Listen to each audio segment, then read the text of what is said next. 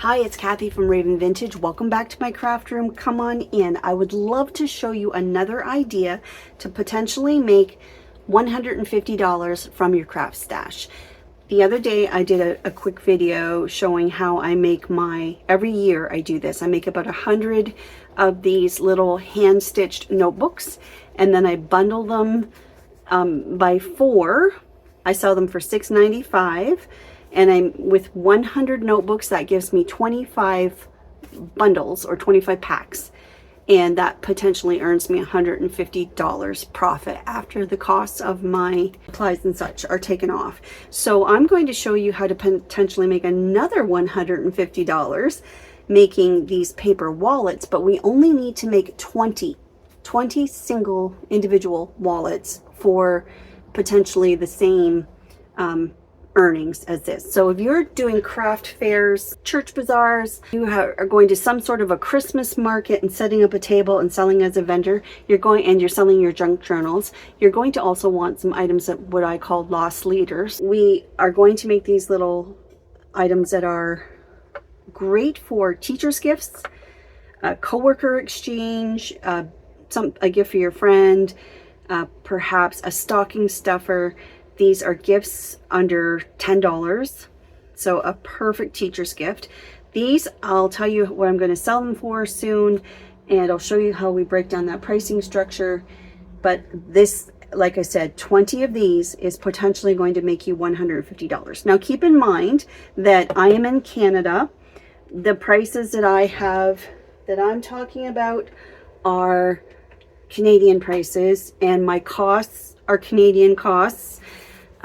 So when I sell them for $6.95 Canadian in Canada, I don't know, I shouldn't speak to what that would mean in your country.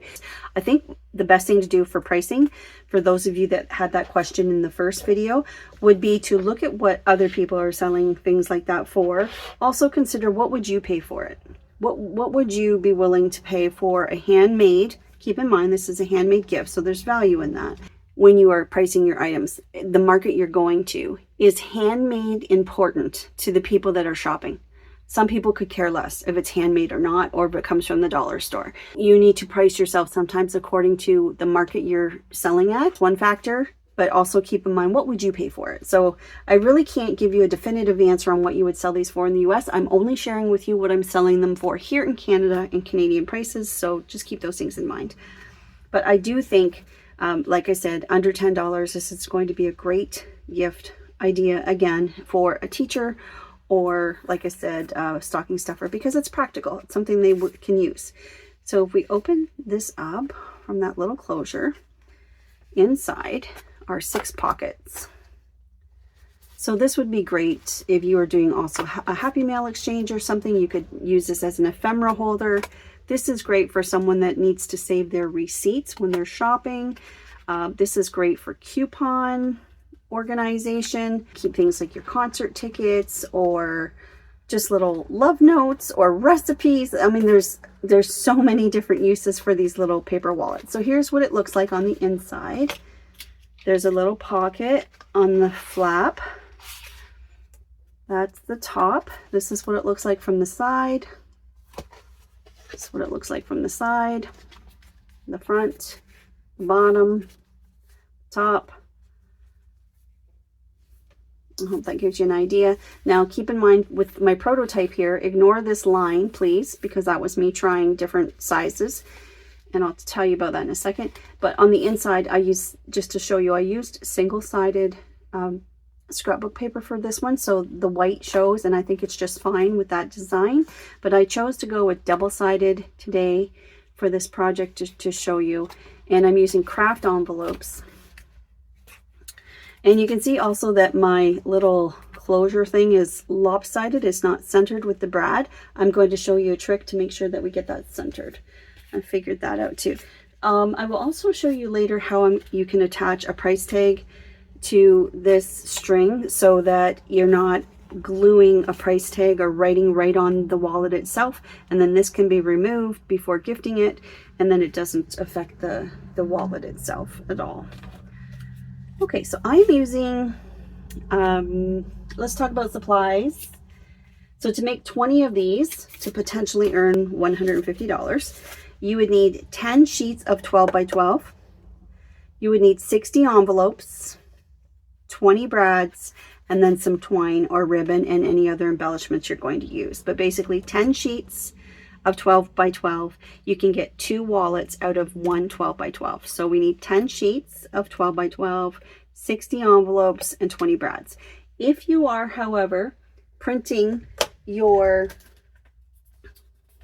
covers with cardstock, let's say, and you're using your regular printer paper, for me I have US standard, which is 8.5 by 11, I could get 1 wallet out of each page.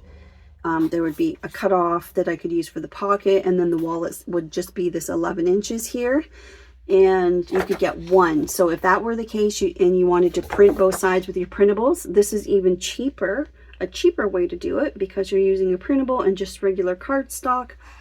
It's cheaper than using scrapbook paper in some cases. It depends on what you paid for your paper, your scrapbook paper. But this is a Tim Holtz. So for example, this would be a much cheaper way to do this, and you would figure out your cost that way.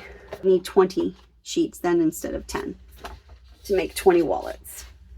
Okay, but we're going to do it this way. So I have some tools here I will use.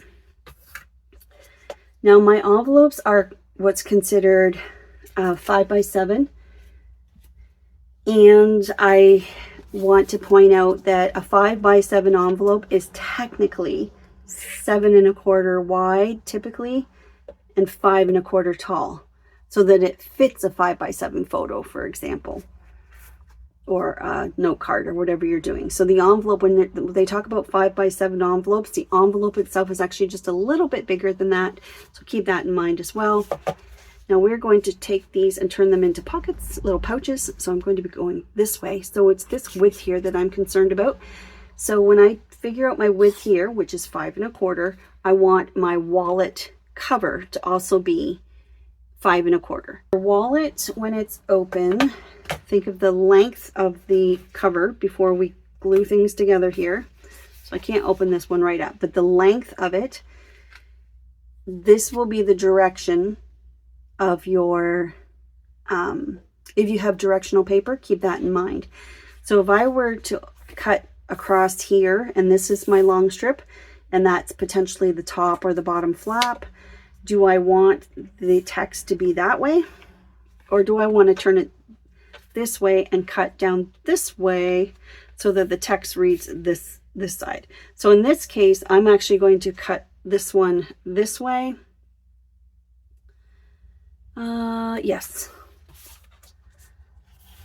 So, and it needs to be, get this stuff on the other side so we don't have a catastrophe. And I'll move these two.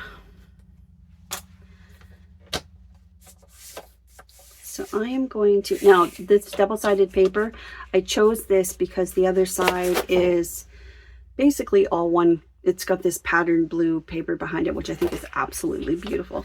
So I need this to be 5 1/4 wide.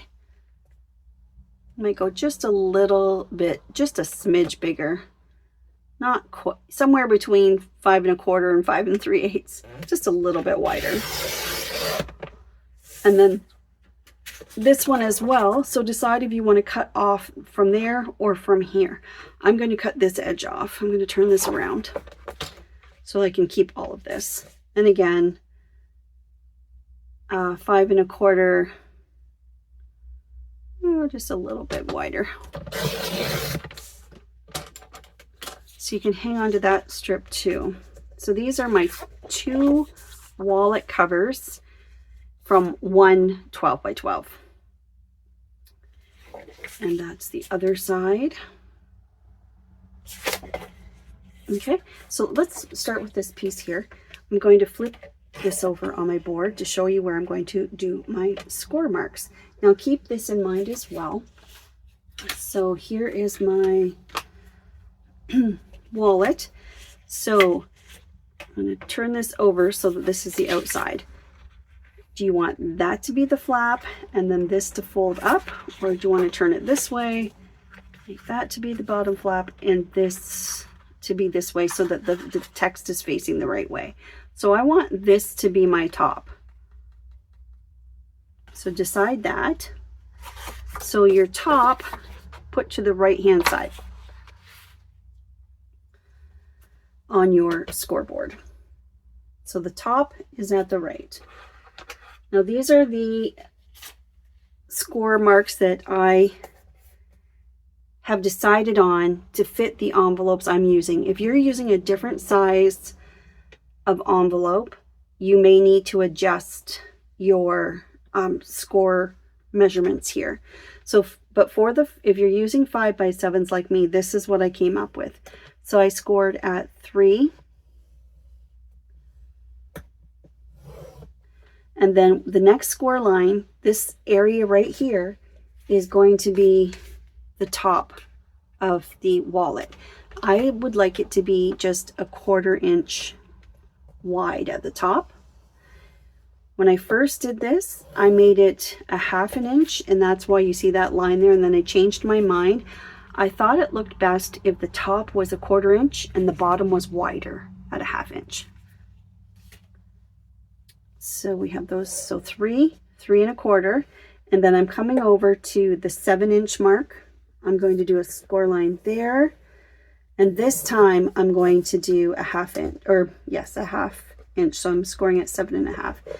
So that distance right there, that's the bottom of your wallet. Okay, then I'm going to flip this over, and I'm going to cut off a piece off this end, the far left end, which is going to end up being this inside pocket. And I have decided to do the cut at 1.5 inches. So just slide this over to the right, keep it the same direction. And that's what I've decided to do, is leave that at a 1/4 inch. So this is, or 1.5, sorry. So you can see the measurement of this is now 10.5. That is why I said you can get one wallet out of an 8.5 by 11. This is, if you don't have scrapbook paper, you can print your own. See how it fits? And then you would have this piece left over to cut from to make your inside pocket. But you're only going to get one out of that page, that size. I'm just going to set that to the side, and we're going to cut our envelopes right now while I have the board out. Okay. Okay, so I have 3 envelopes below. You can go to my Amazon storefronts. If you're, those are affiliate links. I do earn a little commission if you order through my links. So if you do, thank you. For these craft envelopes, I like these because this just makes it so fast. The self-sealing. If you have envelopes where your flap is a peak, that is also fine. If you need to glue your peak, that is also fine. The point is, right now we want to seal our envelopes closed. They're empty, but we're going to seal them closed. This would even be just such a cute little thing. So easy to make, just for your family and friends. We're going to cut these in half. Now keep in mind, these are 7 1/4. So half of 7 is 3.5, and then half of the 1/4 is just 1/8. So I'm going to go to 3 5/8, and I'm going to see how these each have a ridge or the valley. Do I want to line it up on the left side or the right side of the ridge? So I just want to be consistent. Now these envelopes are never exactly the same, but I'm going to, just for consistency's sake, try to line them all up the same way and just cut them in half.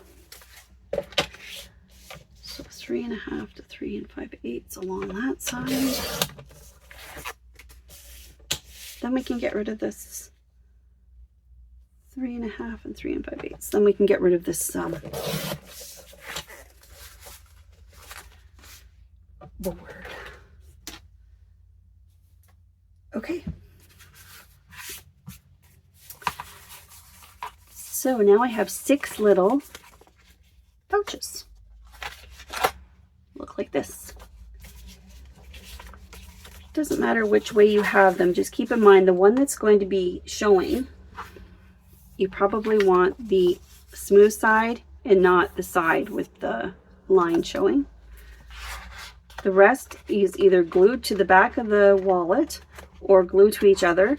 So the only one that is a concern is this front one. And then of course, if you want them to all be the same direction, you can do that as well. So if I want that facing, and then if you were to look inside and as you pull it forward, you just want to see smooth, smooth, smooth. So you can put the smooth edge all facing the back. Do you know what I mean? It doesn't matter really. It's just this front one that matters. Smooth and smooth like that. Okay. And if these are uneven, my suggestion is just tip it over. It's this edge that we want to be nice and even. If the bottom is uneven, that's okay, because that's going to be down here, and who's going to see it? Don't worry about that. Okay, so those are our envelopes. Now with this guy, I've decided, that's my outside. I'm going to fold. So we made those groups. That's the valley. We want to fold away from the valley. So turn this over. This is now the inside of the wallet. So I'm folding, I'm going to fold along each of those.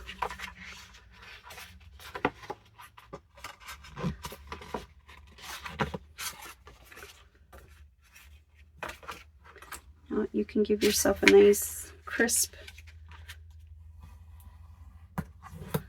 fold if you wish. But look how nice and smooth that is by folding away from the valley. Oh, look at how that worked out. There's wording on the top. And again, crease that a bit. So you've got those nice crisp creases or corners, but look how smooth that is because we folded away from the valley. Okay, now that's the inside, that's the outside. Okay, let's decide. So remember I said I wanted that to be my top. I would like to round those corners. I'm going to use the larger 10 millimeter. Get that in there properly. Okay, and then I use the teeny tiny one, the 4 millimeter, just because sometimes these edges hang over the edge like that a bit, so it's a little cuter if it's just a little bit rounded. You can make it a bigger round if you want. I'm just going to do this really small one just so it's not a sharp corner there. All right, if you're going to ink, this would be a good time to do that. And then we're also going to this cutoff here, we're going to round those corners too.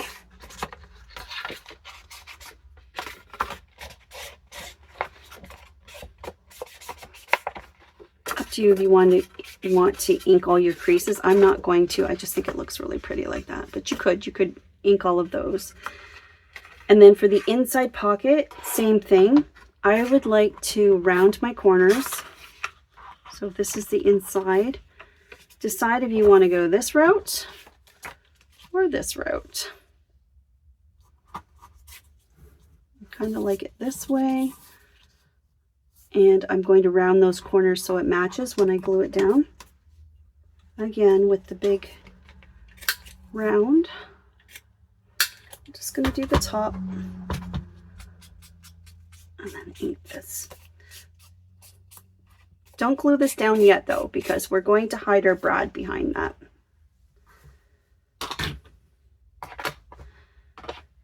Okay. So let's talk about these envelopes before we do the brad. So like I said, just do that so you get a nice smooth edge. Use art glitter glue. I'm happy with art glitter glue. And now you have a choice. This is the front. So keep in mind that's going to show. So I'm going to flip this over. Now you can glue just down the center. I really like to do across the bottom as well. If you just glue down the center, that's this part here. See how where they're attached? But if you glue the bottom, they stay together at the bottom as well, which I think gives you a more secure wallet. You will see some people make their wallets and only glue the center, and then this is like open. That would give you a little bit more expansion with your gusset. But for the purpose of this type of wallet, I think it's important that it stays together at the bottom. So if you wanted more that's more expandy, don't glue the bottom one, turn it over, and then I'm going to take the next one and remove the pile over here to the right, just so it's a little easier to manage. So I'm going to consistently do the same thing. It makes your wallet look so much nicer when your glue lines are all the same. So I'm going to glue along that side each time. That's going to help me keep it straight. So I just know I'm going to glue straight down from there, as straight as I can. All right. And I'm going to do a double, maybe a triple wide, like that. Open this like this. So this is the one that's going to be facing here. So now I can just grab these, do that, get your sides right, front right, and then, okay. So I'm going to turn that to the left. I'm going to grab my next sheet, my next pouch, and do the same thing. I'm going to start with a glue line right down the middle, one on either side, and the bottom.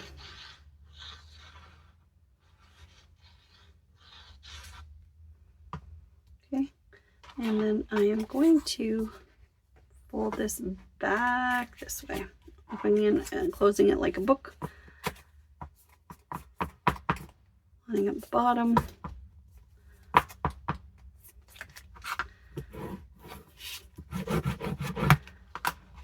So it looks like we're good on the top. Just want to be really careful with that, and I'm going to fold it back over. Okay, the next one, let's bring it over. Same thing.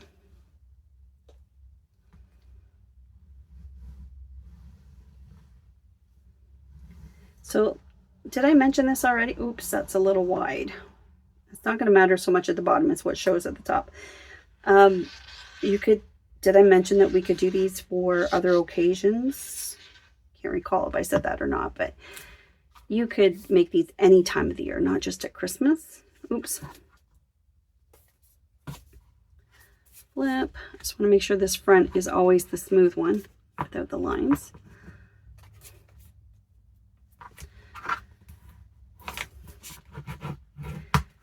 Halloween, spring theme, Mother's Day. Okay, and flip that back. Not sure how I ended up with, doesn't matter.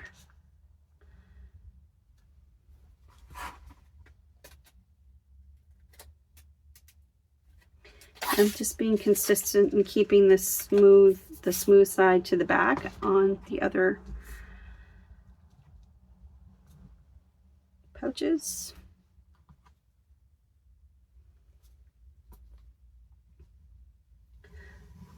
This actually goes pretty quickly. It's just going slowly because I'm as slow as it is because I am explaining things as I go. But if you were making this yourself, especially once you get into an assembly line, it goes pretty quickly. They don't take that long to make, really. So just lining that up so everybody's the same. Flip that back over. And then this is the one that goes at the end. Now the one at the end, same thing. Doesn't matter which direction you have it. Because this one's going to get glued down. I guess it just depends on what you want to see on the inside when you're looking this way. Okay.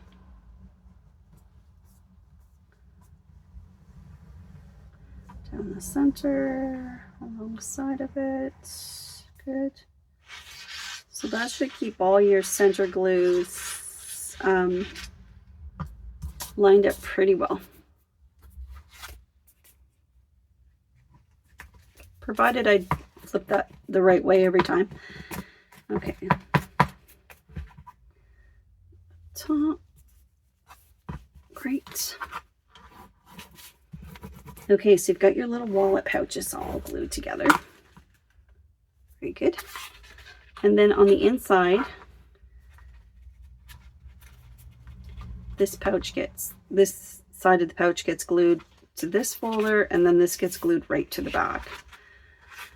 So what I would do, remember, don't glue your pocket yet because we want to do our brad. I would glue this side.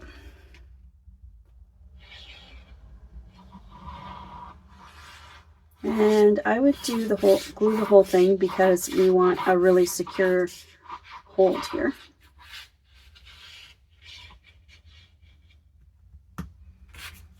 And then let's fold that over.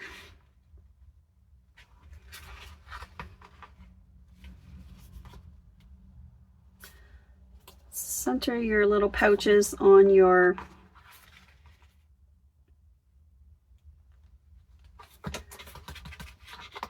cover. And just make sure you're still going to close okay. All right, and then this side, you don't need to glue the bottom. We would like that to be free so they can move around. And now I'll glue the envelopes and not the paper because I'm not exactly sure where it's going to land, but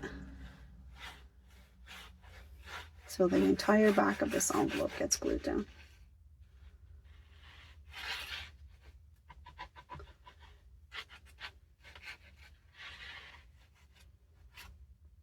Generous amount of glue there. Same thing, we want to make sure that this doesn't go anywhere.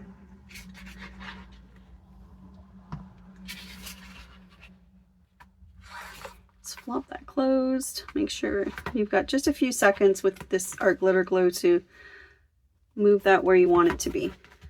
All right. Happy with that. Just give it a gentle close to see. That looks really good. Nice and tidy. All right, we'll just smooth that down a bit. You can reach inside the pouch and burnish if you wish.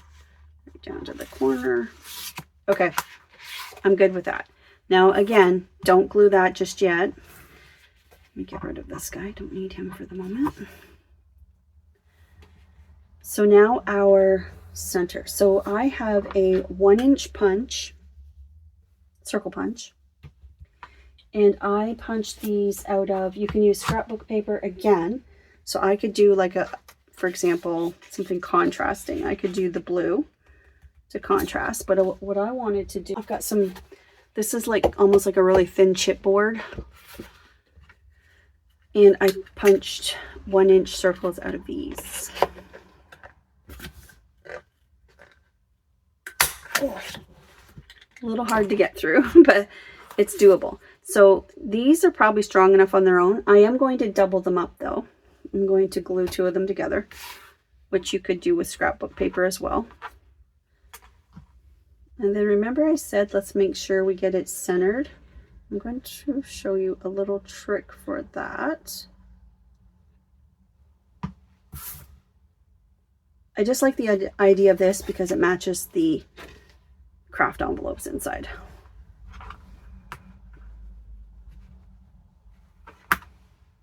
Okay, so my 2 little discs are glued together. It should dry pretty quickly. And I do want to just ink my edges a little. Okay, so I'll show you how I get the exact center. So punch a circle on some thin paper that's the same size.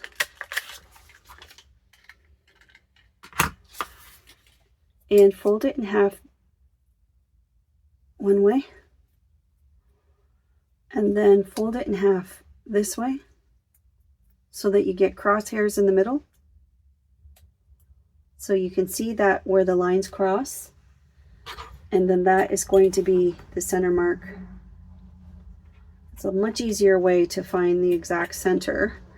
And then you can use that as a template.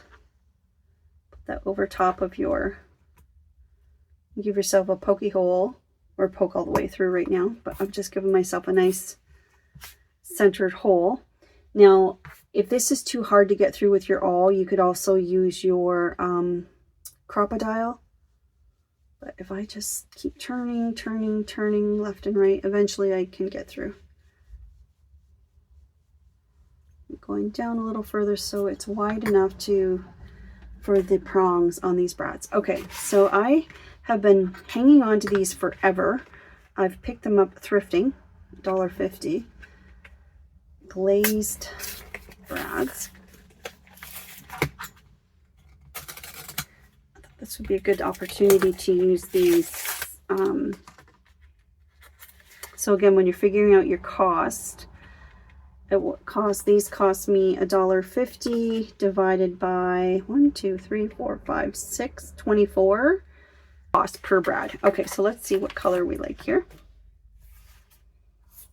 Keep in mind it's going to be on top of this. I like this. I like them all. I like them all. I'm going to do this one. So that goes through my little circle, and then you just want to decide where you're going to put your closure. So I want it close to the edge but not right to the edge, and I just want to make sure that wherever my prongs come through that they're going to be covered by my pocket. So if I flip this over for a second, that gives me a pretty good idea that I want it somewhere right there. So if I pull that aside, it gives me an idea. I'm right on the line where it says managers. So now I want to poke a hole in the center. So again, using my mat, 1, 2, 3, 4, 5. Half would be 2, 2.5, 1, 2, and that's 2.5 right there. So center, and then just over a little bit because it's a little bit wide, 5 1/4. That's how I do my math. And I'm going to put the hole right through there. This, of course, is going to go through easily. And then we'll open up the prongs. The legs, the arms, it took me forever to remember prongs, and I had to ask you guys, and you told me it's prongs. Okay, there. Now that's going to be underneath in the pocket. Now keep this in mind. When you are, oops, like this, when you're going to slide something into the pocket, when you're sliding something into the pocket, it could get hung up on that. So you may wish to cover that with some washi tape so it's a smooth glide. So I'm going to do that as well. Where's that piece I had? Here. Maybe just a little bit of glue around that because washi tape doesn't always like to stay put.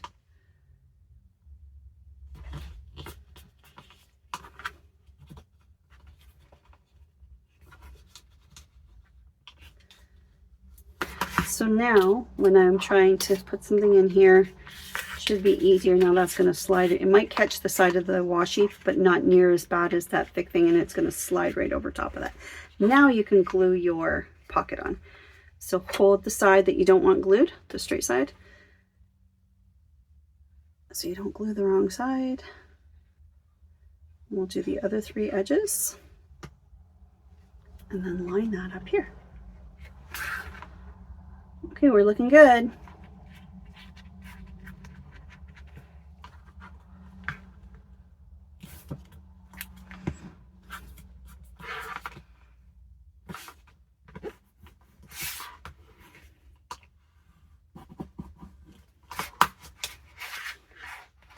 This pocket is just a little bit wider, so I am just going to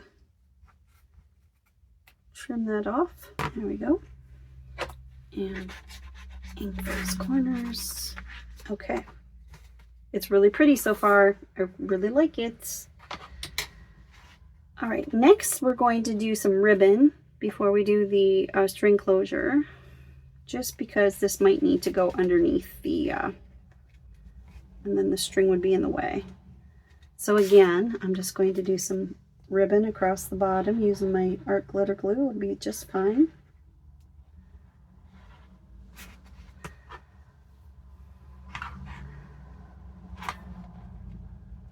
underneath there.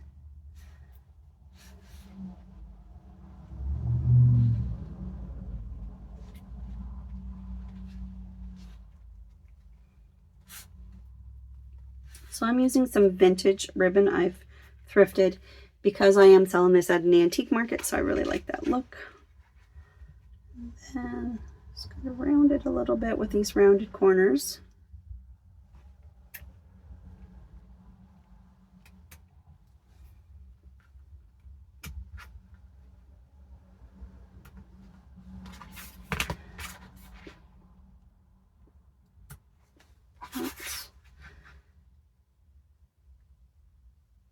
There we go. It's very pretty. And then on the inside, you can put some ribbon there or here. I quite like it right across here. And like I said, you can embellish more. You can add ephemera if you wish, or little bits like your little Tim Holtz bits. You know what I mean?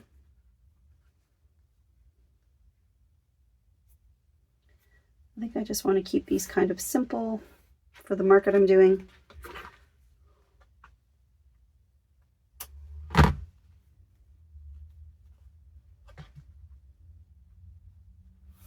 Like that.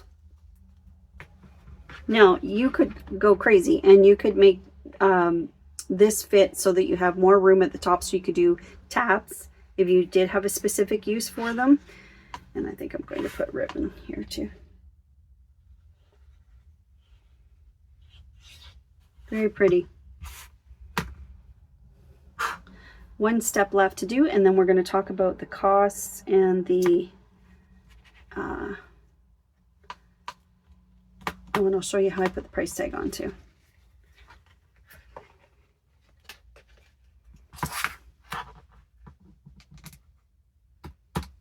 There we go. Isn't that darling? I quite like that.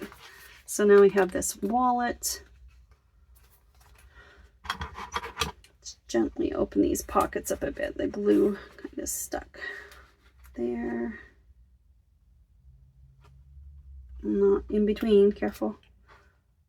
You don't pull the glue apart. It's just the pockets there.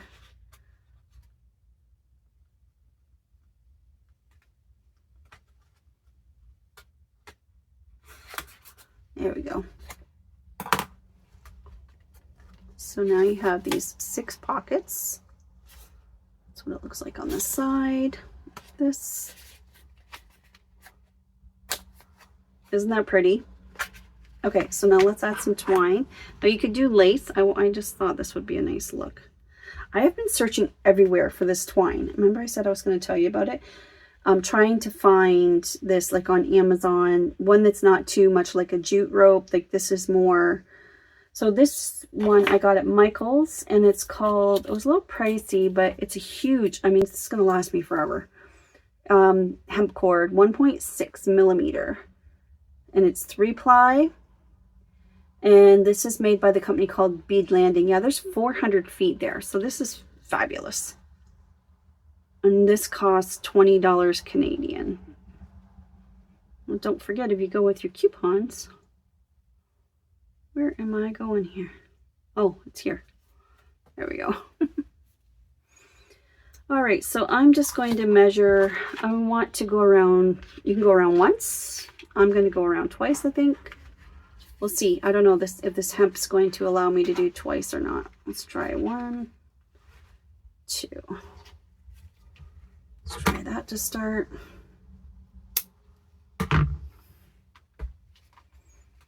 So I started here. I went around once. I went around twice, basically. So the first thing you're going to do is give yourself a knot. So slide this underneath and tie. Now you can trim this off, or you can let it show for charm.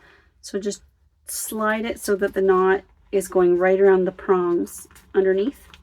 So you, like I said, you can leave that hanging like that, but I do find that that confuses people when they're trying to open and close it. So I'm just going to reach underneath a little bit and snip that off. Okay, and then, so left side right side, and then swing around. And then you can just slide that underneath so you can kind of get this look here. And on the back, I don't know. They're going to do it however they want, and people are going to look. All right, so let's talk about making this sellable. So like I said, you want to advertise this as a teacher's gift or a stocking stuffer. I'm going to advertise, that's a popular thing. I will make a sticker, and these I'm going to put into a sleeve, a clear plastic sleeve. I'm going to put some sort of a sticker on the front that says what it is, that it's a paper wallet, that it's handmade, that it's made in Norfolk County. That's the county I live in. That's important to a lot of people I know that are shopping. I know that clientele. If it's made in Norfolk, that's important. It's handmade. It's a paper wallet. I'm going to say great for teachers' gifts. So I'm going to make some sort of a label and put this in a clear sleeve. I'm going to close it, and then I'm going to put the price tag on the back of the clear plastic sleeve. So that way the price tag doesn't stick to the wallet itself. I'm going to have one out, and I'm going to take a Sharpie and I'm going to write sample on this, and this one's not going to be for sale. That way, not this one maybe necessarily, but because this is my prototype and it's a little wonky, but that way people can look at it, open it. If they wreck it, it's not wrecking the one that I have for sale. Okay. So I'll make some sort of a prototype for that. That's for sellability. That's just one thing I wanted to mention. All right, let's talk pricing. So we have our little project done. Good job. And don't forget, you have your second piece of your wallet. This is the next wallet cover to do. So you're going to have a whole bunch of them, and they're going to be matched, kind of matching. It's so super cute. And those are going to look really cute in my booth alongside these other vintage paper products that I've made. I just think that's really adorable, and it's a very practical gift. See how my ribbon's hanging off the side there a bit? I'm going to trim that. So it's good if you're selling at a market so they don't get all fingerprinty and whatnot. Plus, if they're in a pouch and somebody is gifting it, that person knows, oh, this was bought brand new, even though it's a handmade gift. It just, it's the psychological thing about gifting somebody something. If they know it came in a package, I don't know. It's a thing. So that's why I'm going to do it that way. All right, so this is what I have figured out. Say you paid $20 for a paper pad, and there's 36 sheets in that pad. It works out to 63 cents a sheet or something like that. So 2 per sheet, 2 covers from 1 12 by 12 means that this cost me 28 cents. Okay. If your paper pad cost you $5, then this is going to be much less. So figure out your price per cover, figure out your price per envelope, and then times 3, because we're using 3 envelopes per wallet. So in my case, it's 49 cents total. And then other is 25 cents. So when I say other, I'm talking about a little bit of this, the glue I use, the brad, and like I said, those brads, 24 cost $1.50, let's say, divided by 24. So there's 6 cents a piece. So if you wanted to get that detailed and figure out what your costs are, and your twine, same thing. So figure out how many inches you made. It's 400 feet. You could get right down to the nitty gritty to figure out your costs. Now, the one thing I haven't costed into here is my time, because I'm crafting anyway. And this to me is a hobby that I enjoy, but it's just also a hobby that I can make a little bit of money back from. So I didn't include my time. If that's important to you, what you would do to figure that out, your cost, is you would price out what you want to earn per hour. So say you wanted to earn $20 an hour. And if these took 30 minutes a piece, I really don't think they would take that long, but if they took 30 minutes a piece, that means it cost you $10 per hour, or $10 per wallet to make. So you would want to include that in your selling price. Well, to me, that's not even feasible, because I'm not even going to sell this for $10. So you don't get your money back on your labor. But if you are like I said, that's basically how you do it. You figure out your rate per hour, say it's 20, divided by the time it takes you to make this, and that's your cost. That's how you do that. So I have figured out that these, not including my time, have cost me about $1 a piece. And like I said, this is a little bit on the higher end because I'm using a more expensive paper pad, and I'm using these envelopes, which in fairness are a pack of 100 for $16. They work out to $1.60 or 16 cents a piece. You could go even cheaper than that depending on what envelopes you're using. I just really like the quality, the look of that craft with this vintage style. So this is what I'm going to sell. So how do we get to $150? Well, if I'm going to sell these for $8.50 a piece Canadian, that's a gift under $10. It's a handmade gift under $10. That's pretty decent where I come from. So they're going to be, if I make 20 of them at $8.50 a piece, that's $170. If I take $170 minus my supplies of 20, remember it's about $1 a piece, times 20 of them is about $20. So 170 minus 20 in supplies, that's where I'm getting my 150 from. So that's how I arrived at, if I sell 20 of these, I'll make $150 after my costs of supplies, not including labor. Another way to upsell, to make these sellable, is to emphasize the giveness of it, that it's a teacher's gift under $10, great for a stocking stuffer, great for a coworker exchange gifts under 10, gifts under whatever you decide to sell yours for. And then one more idea is you could offer a multi-buy discount. So especially for someone that's buying stocking stuffers for, like, say, a family, they have a few people to buy for, you could say buy 2 and save 2. Okay, so let's recap. I do have one question I want to answer from the last video. This was asked a couple of times. What if somebody wants to see the notebooks on the inside? They can very easily just slide these in and out to see what, there's enough give in this wrap I made to see what the other ones look like. And I think that's one of the beauties of not putting this in a cellophane package, just leaving them like that. These, however, I think too much handling is not good, and I would definitely put these in a cellophane package of some sort. You could leave them out. I was going to show you how to add a price tag, wasn't I? Real quick. So if I was going to add, you could of course tie this to the string, but then you run the risk of them cutting it later and wrecking the closure. So I would take the string off, and then this, I would simply thread that through your price tag, slide it down here, and then when you wrap this around, it's going to stay. That. And then the price tag's back here. I forgot I was going to tell you that. Okay, so if I'm going to sell these for $6.95 and I'm going to sell this for $8.50, that added together is $15.45. Now with tax, where I am going to pay HST, would total $17.46. But still, these two items together is a gift under 20. And that is another reason for my pricing structure, is I'm always keeping that in mind too at this time of year. Gifts under 10, gifts under 20. So separately, these are both gifts under 10.